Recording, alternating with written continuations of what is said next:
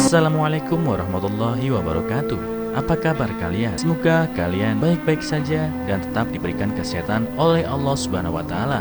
Bantu channel kami dengan cara subscribe dan tekan tombol lonceng kalian. Terima kasih. Semoga kisah ini bermanfaat. Wanita memperhatikan suaminya yang kaya beralih dari mobil mewah ke mobil tua murah setiap hari dan meninggalkan kota. Seorang wanita terkejut melihat suaminya yang kaya dengan pakaian tua dan kotor keluar dari mobil tua. Kenapa dia melakukan ini? Dia berkata, "Cuk memiliki segalanya dalam hidup yang dapat diimpikan oleh seorang pria. Bisnis yang berkembang pesat, istri yang cantik, mobil impiannya, dan rumah mewah. Namun tidak mudah baginya untuk mencapai semua mimpinya, terutama meyakinkan Natalie untuk menikah dengannya." 2 tahun lalu, Cuk melihat Natalie untuk pertama kalinya ketika dia datang untuk mewawancara kerja di perusahaannya. Dia menyukai betapa percaya diri dia memperkenalkan dirinya di depan pewawancara dan menjawab semua pertanyaan mereka. Dia terkesan dengan kepribadiannya. Begitu dia bergabung dengan perusahaannya, dia bergerak dan berteman dengannya. Namun dia segera mengetahui bahwa Natalie tidak pernah mempercayai siapapun. Dia memiliki pengalaman buruk berkencan dengan pria di masa lalu. Jadi dia menetapkan batas-batasnya tinggi dan tidak mengizinkan Cuk untuk dekat dengannya. Natalie mengira Cuk seperti orang kaya lainnya yang tidak pernah ingin menjalin hubungan jangka panjang. Dia merasa dia akan mencampakkannya beberapa hari setelah berkencan dengannya. Jadi dia tidak pernah berkencan dengannya. Dia hanya mempertahankan hubungan profesional dengannya. Sementara itu, Cuk sangat menyukainya dan ingin menikahinya. Dia terus berusaha memenangkan hatinya sampai dia setuju untuk pergi bersamanya. Dia mengikat ikatan dengannya setahun setelah dia pertama kali bertemu dengannya. Tinggal bersama Cuk sebagai istrinya selama 1 tahun sudah cukup bagi Natalie untuk percaya bahwa suaminya tidak mencari hubungan biasa. Dia mencintainya dengan sepenuh hati dan membuatnya merasa seperti orang yang paling penting baginya. Suatu hari Natalie keluar dari toko dan sedang menuju rumah ketika dia melihat sebuah SUV yang tidak asing lagi di tempat parkir. Itu mobil Cuk, dia pikir. "Aku akan pulang bersamanya," katanya dan mengeluarkan ponselnya dari tasnya. Dia memutar nomornya untuk menanyakan keberadaannya, tetapi dia tidak menjawab. Aneh, pikirnya. Beberapa detik kemudian dia menerima pesan teks yang mengatakan dia sedang rapat. "Aku akan menunggunya di sini," pikir Natalie dan duduk di kafe terdekat. 1 jam kemudian sebuah mobil tua murah menepi di luar toko. Yang mengejutkan Natalie, Cuk melompat keluar, mengenakan pakaian tua yang tertutup lumpur. "Ya Tuhan," dia tersentak.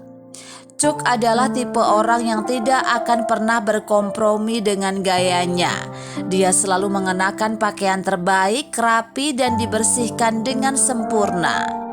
Melihatnya dengan pakaian kotor membuat Natalie merasa ada yang tidak beres. Dia merasa curiga dengan tindakannya dan berpikir dia harus pulang tanpa dia. Alih-alih pulang dengan Cuk, Natalie naik bis dan mengira dia sudah ada di sana.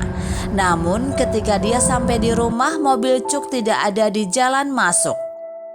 Natalie masuk ke dalam dan menyegarkan diri. Sambil menunggu Cuk, ratusan pertanyaan muncul di benaknya. Mengapa dia berada di mobil tua? Kenapa dia tidak memakai pakaiannya yang biasa? Dia bertanya-tanya. Beberapa menit kemudian Cuk masuk ke dalam rumah, namun Natalie kaget melihatnya karena dia tidak mengenakan pakaian kotornya. Dia telah berganti pakaian biasa sebelum pulang. Alih-alih menghadapinya, Natalie bersikap dingin pada Cuk. Dia menyembunyikan sesuatu dariku, dia pikir. Natalie tidak tahu mengapa Cuk berbohong padanya malam itu. Tapi dia tahu ada yang tidak beres. Seharusnya aku tidak menikah dengannya, Natalie berkata pada dirinya sendiri. Semua pria kaya ini sama saja. Mereka tidak tahu apa yang diperlukan untuk menjadi setia. Aku tahu Cuk mungkin berselingkuh. Sepanjang malam Natalie terus memikirkan apa yang terjadi pada hari sebelumnya, sementara Cuk tidur dengan tenang di sampingnya. Dia yakin dia menyembunyikan sesuatu darinya. Keesokan harinya, Natalie mengikuti Cuk saat dia meninggalkan rumah untuk bekerja. Dia mengemudi di belakang mobilnya dari kejauhan dan melihatnya berhenti di tempat parkir yang sama. Di sana dia berganti pakaian dan masuk ke mobil tua itu. Natalie menunggunya di kafe lagi dan melihatnya kembali sekitar 5 jam kemudian. Apa yang dia rencanakan, kata Natalie. Kurasa aku harus mengikutinya ke tempat rahasianya besok. Sesuai rencananya, Natalie mengikuti Cuk dengan mobilnya ke tempat parkir dan kemudian ke tempat lain yang telah dia kunjungi selama beberapa hari. Yang mengejutkannya, Cuk berkendara menuju pinggiran kota dan menepi di sebuah rumah tua yang dikelilingi oleh peralatan konstruksi. Mustahil, kata Natalie. Saya tahu tempat ini. Natalie tak kuasa menahan tangisnya saat menyadari apa yang dilakukan Cuk selama ini. Dia mengerti mengapa dia harus merahasiakannya darinya. Dia memarkir mobilnya di luar rumah mendiang neneknya. 10 tahun yang lalu Natalie berjanji kepada neneknya di ranjang kematiannya. Neneknya ingin melihat rumahnya seindah 40 tahun yang lalu. Merasa emosional, Natalie berjanji pada neneknya yang sekarat bahwa dia akan merenovasi rumahnya sendiri dan membuatnya tampak seindah sebelumnya. Namun dia tidak tahu bagaimana dia akan melakukan itu.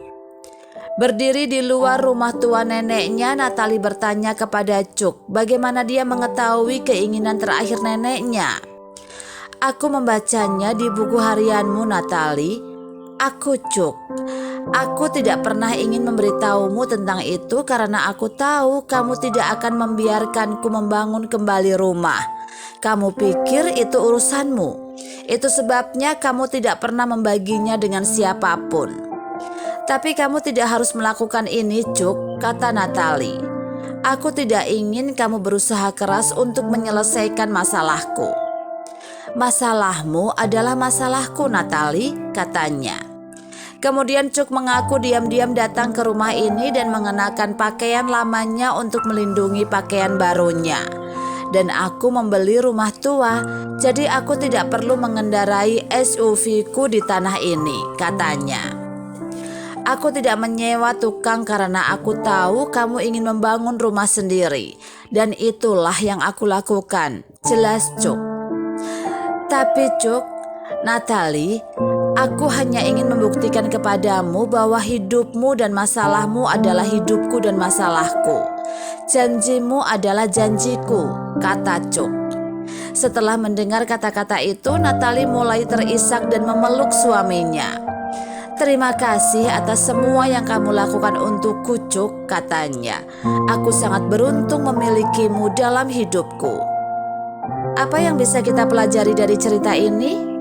Jangan langsung mengambil kesimpulan. Kesalahan Natalie adalah dia mengambil kesimpulan ketika dia melihat suaminya mengendarai mobil tua dan mengenakan pakaian tua. Dia seharusnya menghadapinya atau menunggu bukti untuk menarik kesimpulan. Terkadang tidak apa-apa untuk lengah. Natalie tidak ingin berkencan dengan Cuk karena menurutnya dia seperti pria lain. Bahkan setelah menikah dengannya, dia curiga dia selingkuh. Terkadang lebih baik lengah dan mempercayai orang lain karena tidak semua orang sama.